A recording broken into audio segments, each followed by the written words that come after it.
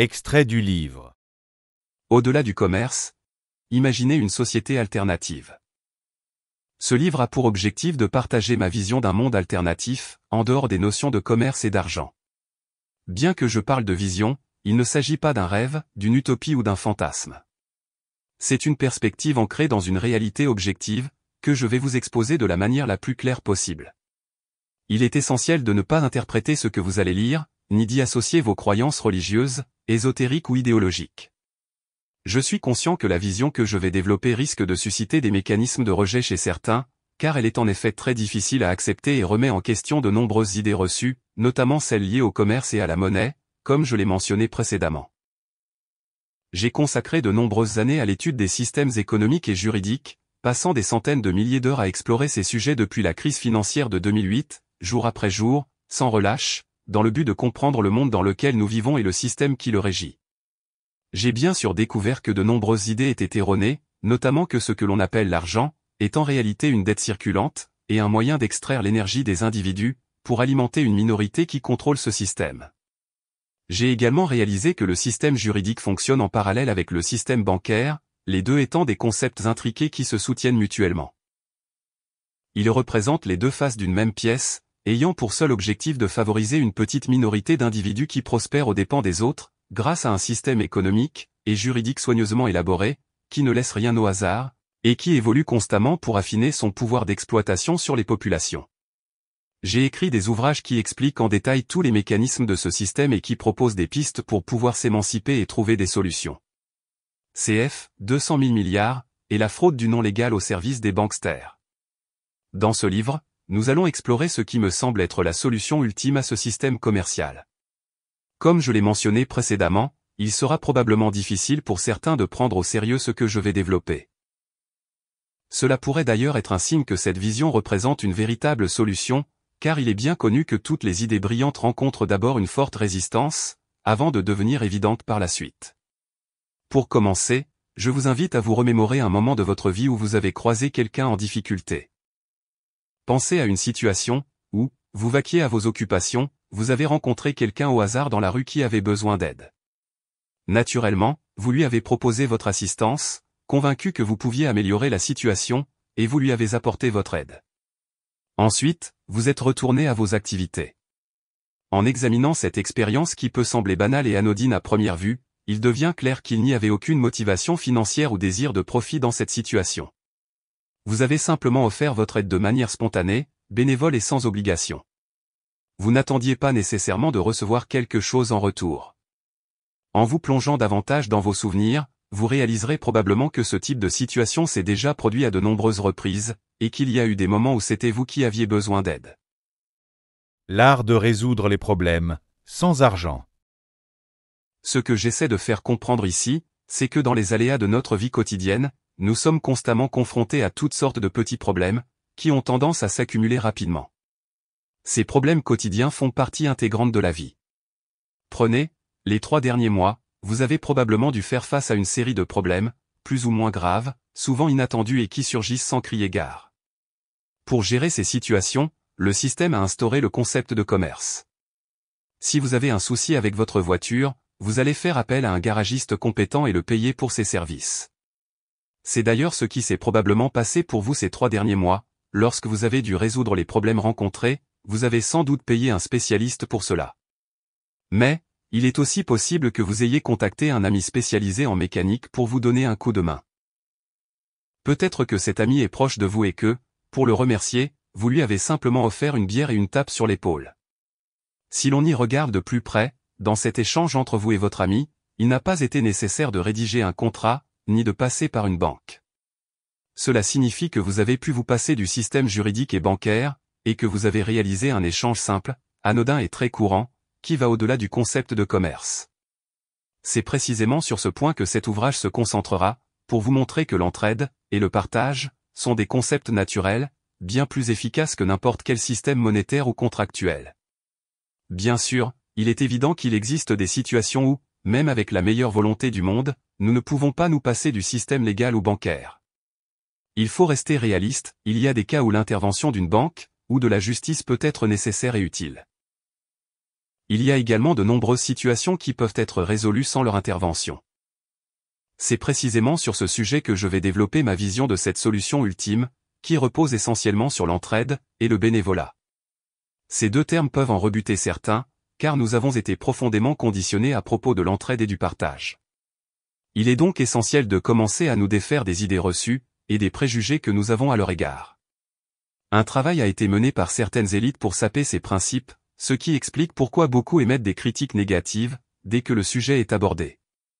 Pourtant, comme nous l'avons vu précédemment, à votre échelle, vous exercez déjà de temps à autre votre capacité à aider les autres, ce qui est naturel pour la plupart des gens. Les amis, par définition, sont là pour s'encourager, s'entraider, et se soutenir mutuellement.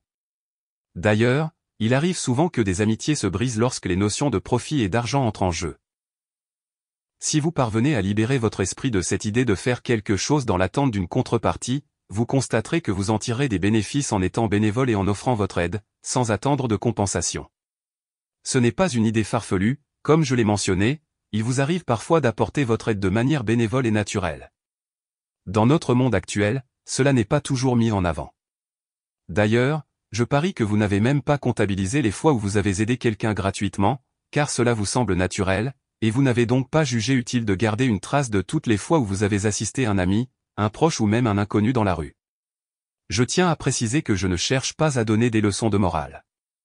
Mon objectif est de développer une perspective sans juger ceux qui s'opposent à cette vision.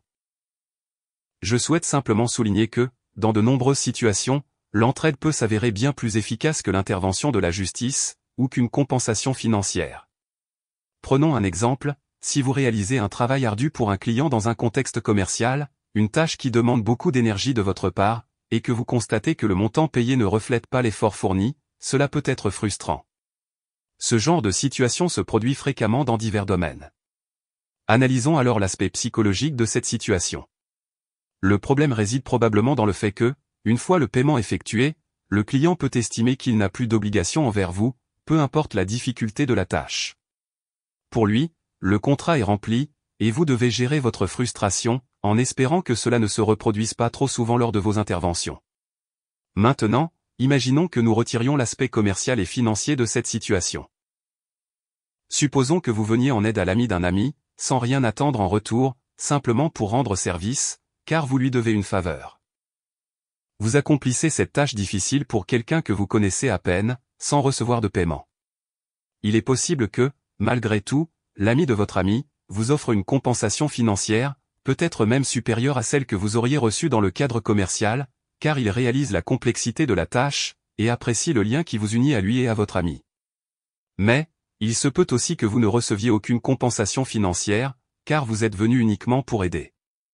Dans ce cas, vous repartirez après avoir résolu le problème, et l'ami de votre ami vous remerciera chaleureusement, vous raccompagnant à la porte de chez lui avec un grand sourire. Dans l'exemple que je viens de vous présenter, il est probable qu'une petite voix dans votre tête vous murmure quelque chose comme « Il est drôle, lui. Je viens de passer du temps à réaliser un travail difficile et je devrais être heureux d'être rémunéré avec un simple merci. » Cette petite voix représente l'influence du capitalisme, celle qui affirme que rien n'est gratuit et que tout travail mérite salaire. Ce qu'elle oublie de mentionner, c'est que ce qu'elle désigne par salaire, n'est en réalité que des chiffres générés par un clavier d'ordinateur de banquier, sans effort réel. Oui, il est vrai que tout travail mérite une rémunération, mais pas sous forme de chiffres numériques, qui ne font qu'alourdir une dette mondiale, et enrichir une minorité qui contrôle le système. Revenons à notre exemple, l'ami de votre ami est pleinement satisfait de votre intervention, ce qui lui apporte un grand soulagement. Vous lui avez permis d'éviter toutes les contraintes contractuelles et financières. Grâce à vous, il se sent probablement extrêmement reconnaissant, et c'est précisément là que réside la force de l'entraide et du partage. C'est également à cet endroit que le système cherche à s'immiscer, et à perturber le bon déroulement des choses, car le véritable ennemi de ce système, c'est l'entraide et le partage. L'ami de votre ami se sent redevable, et en plus, il a pu constater votre expertise en action, réalisant que vous êtes capable de résoudre des problèmes complexes. À votre avis, qu'est-ce qui a le plus de valeur, un client ordinaire qui ne prend pas en compte vos compétences face aux difficultés de votre travail, car une fois qu'il vous a payé, il ne se sent plus redevable de quoi que ce soit, ou quelqu'un que vous connaissez à peine, que vous venez aider pour rendre service à un ami en commun, et qui se sent profondément reconnaissant envers vous, et considèrent que vous êtes extrêmement compétent dans votre domaine? Selon vous, qui vous est le plus bénéfique? L'endoctrinement monétaire, échapper aux chaînes de la dette. Mon intention ici n'est pas de vous persuader, mais de partager un point de vue objectif. Objectivement, l'ami de votre ami que vous venez d'aider a beaucoup plus de valeur qu'un client à peine satisfait, qui ne reconnaîtra pas vraiment vos compétences, et ne se sentira pas particulièrement redevable. C'est l'un des aspects négatifs de l'argent. Beaucoup de gens estiment qu'une fois qu'ils ont payé pour un service, ils n'ont pas besoin d'apprécier votre travail, car ils estiment l'avoir déjà fait par leur acte d'achat. Cela est limitant par rapport à un acte bénévole, où le sentiment que vous laissez peut perdurer dans le temps, et vous être bénéfique pendant des années. Il existe également un équivalent dans le système, mais dans un sens inverse, c'est le concept de la dette imposée. C'est un principe bien connu dans le milieu de la mafia, où l'on rend service pour mieux extorquer en retour. La monnaie dette fonctionne de la même manière, en forçant les citoyens à s'endetter, puis en les obligeant à fournir des efforts pour rembourser, tandis que les banques en profitent au passage. Dans le système, on peut comparer le concept de la dette au jumeau maléfique du système d'entraide. L'ami de votre ami que vous avez aidé ne ressent aucune contrainte ni obligation de vous rendre l'appareil, c'est un sentiment naturel qui l'incite à se sentir redevable envers vous. Si vous rencontrez un problème un jour, l'ami de votre ami sera là pour vous, tout comme vous l'avez été pour lui. Il est probable que cette petite voix dans votre tête reprenne la parole en vous disant quelque chose comme « Il vit vraiment dans le monde des bisounours, celui-là. J'ai déjà rendu de nombreux services sans jamais rien recevoir en retour. » Cette voix a en partie raison. Il se peut que vous donniez beaucoup de votre temps et de vos efforts, sans rien attendre en retour, tout en constatant que personne ne se propose de vous aider lorsque vous en avez besoin. C'est une réalité, et c'est précisément pour cela que j'ai décidé d'écrire ce livre. À mon avis, le problème est d'ordre psychologique. Comme je l'ai mentionné précédemment, nous avons été soumis à un endoctrinement depuis notre enfance, un formatage collectif qui nous a fait croire que mesurer nos échanges en termes monétaires était la meilleure solution pour tous. Bien que cela ne soit pas totalement faux, il existe de nombreux cas où cette hypothèse ne tient pas. Il y a des situations où l'entraide et le bénévolat sont amplement suffisants. Le système ne peut pas en tirer profit, alors il s'efforce de dévaloriser les principes d'entraide et de solidarité. Si tout le monde commence à s'entraider sans recourir à l'argent, et sans signer des contrats remplis de clauses légales, le système risque de s'effondrer, ou du moins de se fragiliser. L'instinct solidaire. C'est donc par instinct de survie qu'il tentera de minimiser cette approche, et cet élan de solidarité fondé sur l'entraide et le partage. Ce parasitage débute dans nos esprits, avec cette petite voix qui soulève des objections à chaque passage de votre lecture. Pourtant, je ne fais que relater des faits objectifs. L'entraide n'est pas un concept nouveau, elle existe déjà, et vous la pratiquez à votre échelle. Je n'ai rien inventé. Il suffirait probablement de rendre cela plus fréquent, dans la mesure du raisonnable, chacun selon ses capacités, sa motivation et sa volonté. Beaucoup d'entre nous, moi y compris, doivent réapprendre à aider lorsqu'ils voient quelqu'un en difficulté, que ce soit un proche, un ami ou un inconnu. Je crois sincèrement qu'il y a une richesse dans le partage et l'entraide, résoudre les problèmes des autres peut vous être utile un jour, car vous pourriez rencontrer les mêmes difficultés. Dans la vie, une chose est certaine. Les problèmes sont inévitables. Selon la nature des problèmes que nous rencontrons, nous pouvons facilement déterminer s'ils nécessitent l'aide de quelques proches, ou l'intervention d'un véritable professionnel. Il est probable que vos proches soient également des experts dans leur domaine. Un dentiste pourrait aider sa nièce qui souffre d'une dent, en intervenant chez lui s'il dispose des outils nécessaires pour la soulager. Il pourrait aussi le faire dans son cabinet, mais cela impliquerait des contraintes juridiques, car il se trouverait dans un cadre professionnel, régi par le système. En revanche, dans sa sphère privée, il peut librement utiliser ses compétences, pour soigner sa nièce, sans contrainte juridique légale. Encore une fois, chez certains lecteurs, cette petite voix pourrait refaire surface en disant quelque chose comme « Nous avons besoin d'un système qui impose des lois à tout le monde pour vivre en société, sinon ce serait l'anarchie. » Cette voix a en partie raison, car pour vivre ensemble, des règles sont effectivement nécessaires. Cela dit, aujourd'hui, ces règles sont souvent appliquées de manière unilatérale, et certains privilégiés bénéficient de passe-droits, vivant au-dessus des lois. Il s'agit donc principalement d'une question de relations et de pouvoir.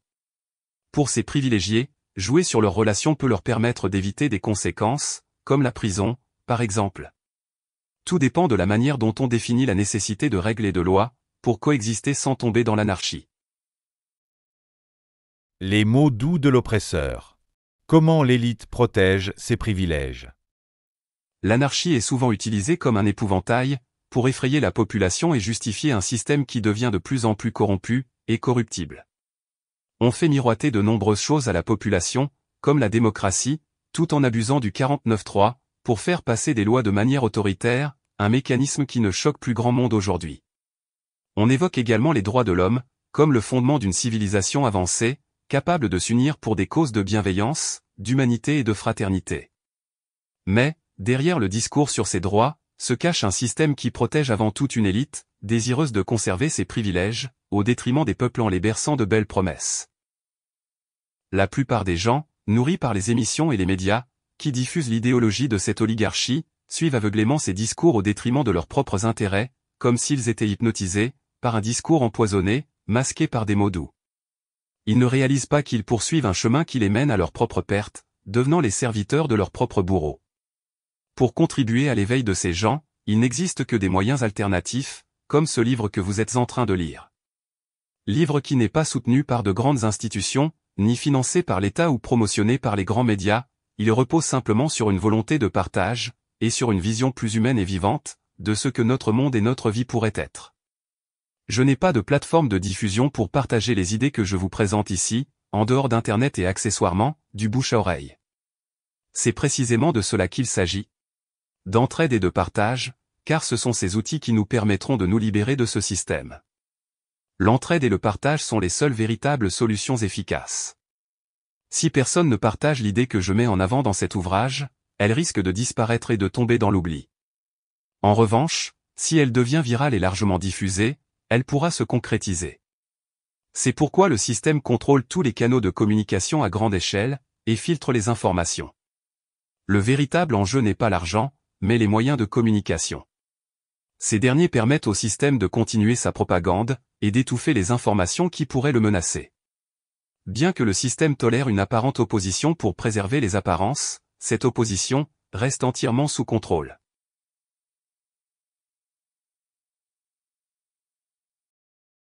Votre petite voix intérieure pourrait se demander « Mais pourquoi vend-il un livre alors qu'il prône le partage et l'entraide ?» La réponse à cette question se trouve à l'intérieur de l'ouvrage. Livre disponible sur remakebook.company.site.